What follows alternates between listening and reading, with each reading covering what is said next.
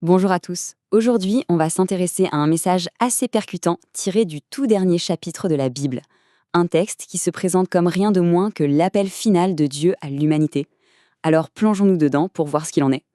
Et ça commence fort.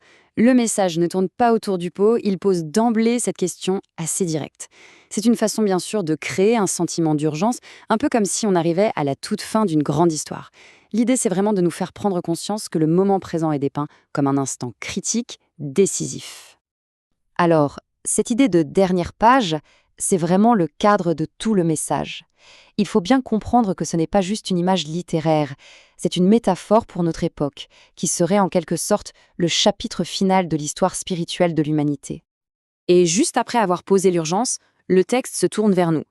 La question, ce n'est plus seulement de savoir si Dieu parle, mais si on est capable d'entendre. Vous voyez, l'accent est mis sur notre propre capacité d'écoute, sur notre conscience face à ce message. On entre maintenant dans le cœur du sujet, le noyau dur du message. Tout repose en fait sur une promesse très spécifique, attribuée à Jésus dans le livre de l'Apocalypse. C'est vraiment la fondation de tout cet appel. Ce qui est fascinant dans cette citation, c'est qu'on a une double idée. D'un côté, l'imminence, je viens bientôt, et de l'autre, la responsabilité personnelle. La récompense selon son œuvre. Ça veut dire que nos actions ont des conséquences directes, des conséquences éternelles. Et cette deuxième partie, elle est absolument essentielle. Pourquoi? Parce qu'elle explique comment obtenir cette fameuse récompense. L'expression « laver ses robes », c'est une image très forte qui symbolise la purification, la repentance. Et c'est cette démarche, d'après le texte, qui donne accès à la vie éternelle, symbolisée ici par l'arbre de vie. C'est un point sur lequel le message insiste énormément. Il cherche vraiment à se démarquer de tout ce qui pourrait être un mythe ou une simple fiction. En affirmant que c'est la réalité, il nous demande de considérer ces mots non pas comme une belle histoire, mais bien comme une vérité qui nous concerne, là, maintenant. Et bien sûr, si on part du principe que c'est la réalité, ça nous amène directement à la suite, qui est le vrai pivot du message, l'idée que l'humanité tout entière est face à une décision fondamentale.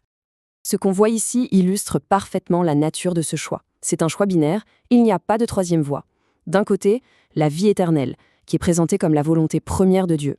Et de l'autre, la perdition, qui n'est pas décrite comme une punition qui tombe du ciel, mais plutôt comme la conséquence naturelle d'un choix.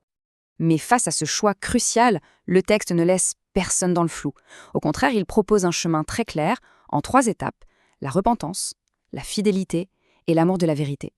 Tout ça est présenté comme les clés pour choisir la voie de la vie éternelle. C'est presque un guide pratique. On arrive maintenant à la conclusion du message. Et ce n'est pas seulement un avertissement, c'est aussi et surtout une invitation très pressante, un véritable appel à l'action. Le point clé ici, c'est que l'invitation est à la fois universelle et collective. Ce n'est pas un appel solitaire. L'Esprit et l'Épouse, qui est une référence à l'Église, lancent l'appel.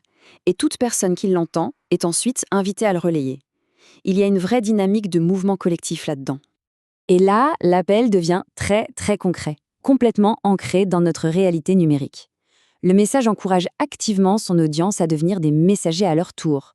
L'idée qu'un seul clic peut sauver une âme, ça souligne à la fois la simplicité de l'action et l'enjeu, qui est présenté comme capital.